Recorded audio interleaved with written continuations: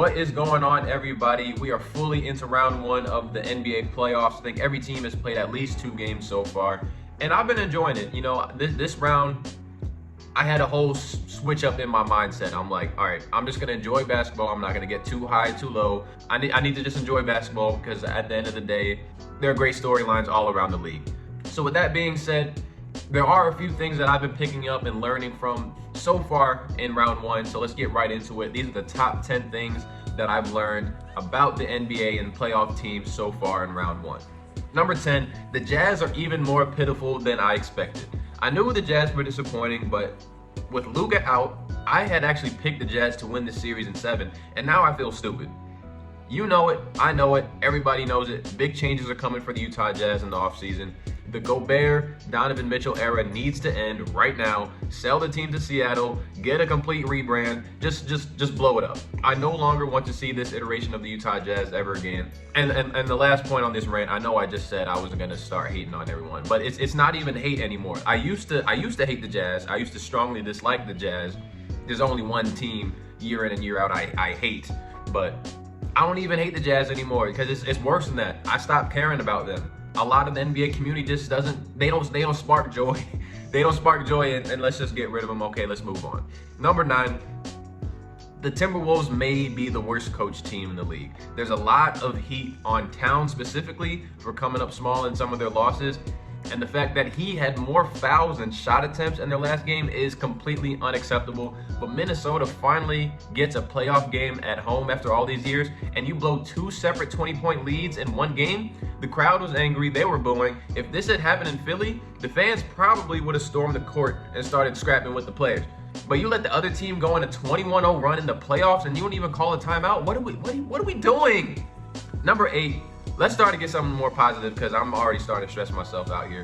But staying out west, it's Jalen Brunson. Jalen Brunson is that dude. He's a winner. I'm a Villanova fan. I watched him a lot in college, and he's the kind of guy I just believe will end up winning multiple championships by the time his career is over. He's completely torching the Jazz over the first 2 games. He's literally looking like Luka Doncic with them out, and he's definitely earned himself at least $20 million a year coming up in free agency. I wouldn't be surprised if a team throws him 23 or 24 million, and he's only 25 years old. That kind of sounded like a bar right there. I don't trust the Mavs front court, but assuming we get Mavs Suns in the next round with Devin Booker potentially unavailable or hobbled, I still got the Suns at the end of the day, let's be honest, but it's going to be a fight. Number 7, the Miami Heat are serious title contenders.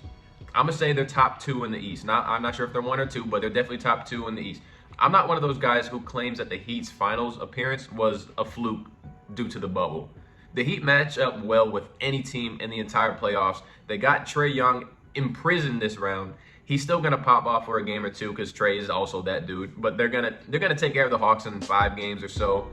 They're going to bring the clamps for Harden in the next round, especially. They're going to slow down Tyrese Maxey, who's becoming an emerging star.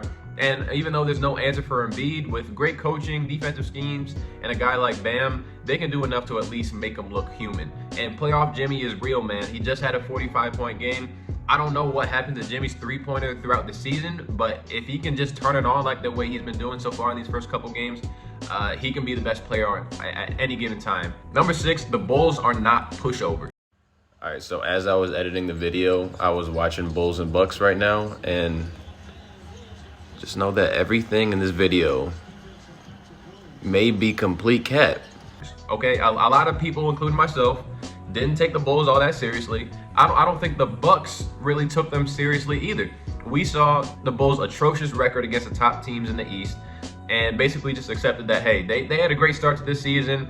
You know, they're still a piece or 2 away from actually contending, but they ended up coming back down to earth. But they were able to steal home court advantage. The Bulls fare pretty well at home, at least throughout the season. So if they can hold it down at home, DeRozan can have more of those 40-point games and less of those 5 for 21 or whatever it was games. If he can match Giannis's production, roughly, with Middleton out at least a couple more games, I kind of trust some of the Bulls' supplementary scorers like Zach LaVine to keep them afloat more than I like some of the Bucks' complementary scorers. And look, the Bucks are still title contenders, but no one, especially in the East, is unbeatable. Number 5, the Sixers are building championship level identity. The way they've dismantled the Raptors in the first round, which was supposed to be a pretty close series, has me a little more confident than before. But I love the way they've been playing. Embiid is playing like an MVP. Maxey may have surprised most of the NBA world, but Sixers fans have seen how great he's been all season. So not surprising, but still obviously impressive all the same. Tobias Harris has been finding his role as the fourth scoring option, playing great defense. James Harden is playing winning basketball. And I know the numbers don't blow you away. I know that that blow-by speed isn't really the same as what it used to be. But this is the player that James Harden needs to be. He got criticized during his Houston days, most notably by Kobe Bryant, mind you. I'm not a fan of in terms of winning championships. I don't think that style is ever going to win championships. That his type of style back then couldn't win you a championship. So now that he's like this pass first guy, he's shooting like 10 to 12 shots a game. Talking heads on the national media are like, he needs to drop 40. Okay, trying to use my Stephen A. Smith voice here. He stepped up when we needed him throughout some of these games. Teammates are shooting almost 90% off of his assists. And for a team with a very weak bench and guys who need someone to create shots for them, Harden is the X factor. He's going to be the one keeping this team together. Number 4, KD and Kyrie will not be enough to get the Nets to the finals. First of all, it's bad enough that these two guys need to be perfect every single game. If Kyrie goes off, KD needs to at least be average. If they're both average, which is still great by NBA standards, it still won't be enough, especially against a team like the Celtics. This is where we're seeing the impact of coaching the most. KD and Kyrie may be able to figure out what they need to do. And best believe KD is for sure going to drop 40 at least once throughout this series, despite his slow start. But what about the other guys? We've seen no adjustments from Steve Nash. And now the Nets are counting on Ben Simmons to improve their chances in Game 4. Look, I know he's a great defender, but team defense is about trust. You can't just airdrop a guy who hasn't played basketball in 10 months into a playoff environment and expect him to be effective. Is it better than nothing? Sure. They're in desperation mode at this point, so they'll take whatever they can get, even if it's just 15, 20 minutes. The Nets window is next season. I just don't think they have enough. There's too many, question marks. There's too many things that need to go perfectly well for me to take the Nets as serious title contenders this year. Number 3, the Boston Celtics are going to the NBA Finals. Their defense is elite. Even without Robert Williams, it's been stifling. They play with a ton of heart. There are still some concerns about their half-court offense, but I was just dead wrong about this team. Earlier on in the season, when the Celtics were at their low point, I said they couldn't be saved. I said they needed to trade Marcus Smart for a real point guard. How stupid does that sound now? He's a defensive player of the year, but I've seen enough of a sample size. Tatum and Brown are great enough to carry an offense, especially when Smart is knocking down these threes. Horford is doing his things. They're going to get Robert Williams back. He's a lob threat. So similar to the Miami Heat, they also match up well with any team defensively. So I got the Heat and Celtics in the Eastern Conference Finals, which is going to be a dogfight. We're going to get some of those final scores of 82 to 87, that real old school Eastern Conference basketball. Exciting all the same. I can't wait for it. Number 2, in my humble opinion, to quote my guy Kenny for real, I'm just a guy with a YouTube channel, but the Memphis Grizzlies are not title contenders this year. This is zero shade whatsoever. Ja Morant is an MVP caliber player already. I already made 2 videos about the guy. The Grizzlies are deep. They got 11 guys who can all contribute and make a positive impact. But that old school mindset in me still believes that they're at least one other high caliber star or more on a more consistent level. They got a lot of budding stars. Bane can win you some games. Jaren Jackson is good enough to win you some games. Tyus Jones is the best backup point guard in the league. But on days like last night, where Ja Morant is struggling and you're not going against the worst coached team in the league, you need a guy who's responsible night in and night out for stepping up. You got a lot of guys who can step up, a lot of guys who are capable, but not one guy in particular outside of Ja who you can count on to step up every single night.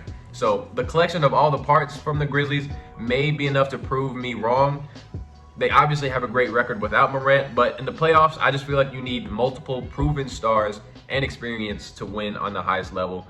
Just my opinion. I hope that makes sense. But number 1, which is the real reason the Grizzlies won't advance, is because they're going to run into the top tier title contender of the NBA. It's the Golden State Warriors. It's not a hot streak, y'all. Jordan Poole is that dude. Steph is coming off the bench right now. He's taking care of business. This team just exudes championship DNA. And Draymond is still a huge part of that. He should have been the all-star over Wiggins, and I will stand on that hill until I die. You can't watch a Warriors game and tell me that Draymond isn't the key to this entire team. The Warriors have an MVP player in Steph, who's only going to get healthier.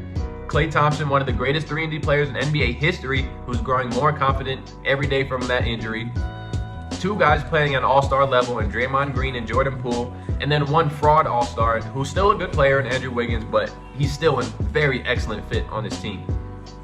The Warriors found their groove at the right time. They're beating the brakes off the Nuggets right now, and there's just been no answer for their new death lineup. I can't wait to see Warriors and Suns in the Western Conference Finals, assuming both teams will be fully healthy by then, but that's going to be one for the ages. The Suns, they've been my pick all season, so I'm going to stick with them for now, but my confidence level is definitely declining. I just feel like if the Warriors are able to represent the West and make it to the finals, there's no one who's going to beat them, and they're going to be our next NBA champions. That's all I got for it. Those are 10 things that I've picked up on so far throughout round 1 of the playoffs. Let me know if you agree, disagree. Keep enjoying basketball, man. Round 1, we still got to close the loop on some of these series. We got a couple 3-0s. Someone going to be the first team to blow a 3-0 lead. Doc Rivers, better not be you. Swear to God. Thank you for supporting the channel. As always, I'll see you on the next one. Peace.